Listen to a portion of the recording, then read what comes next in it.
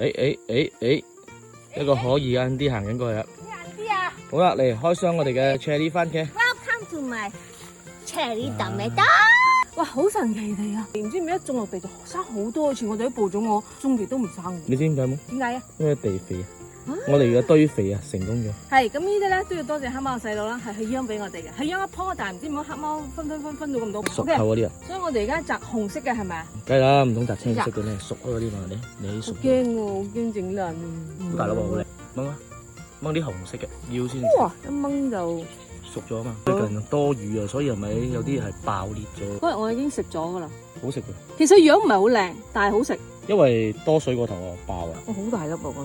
自己堆嘅肥啊，好肥啊，呢堆嘢，然之後全部拱晒落去，然之後再種。我諗住我哋去旅行冇點理佢會瓜或者點樣。或者會有俾蟲咬。點知道佢生到咁靚？生得掹啊！耶，點解好多粒食，好飽滿。耶！番茄仔我到。呢之後我就會好白啊。關白咩事啊？因為佢哋講如果你開始有雀斑啦，你食多啲番茄仔啊，咪番茄啦，你就可以淡化雀斑。你真係淡化嗰真係有影啊！我覺得啦，我覺得。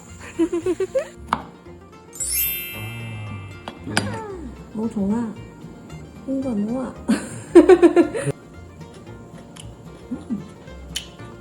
甜啊！真甜唔甜㗎？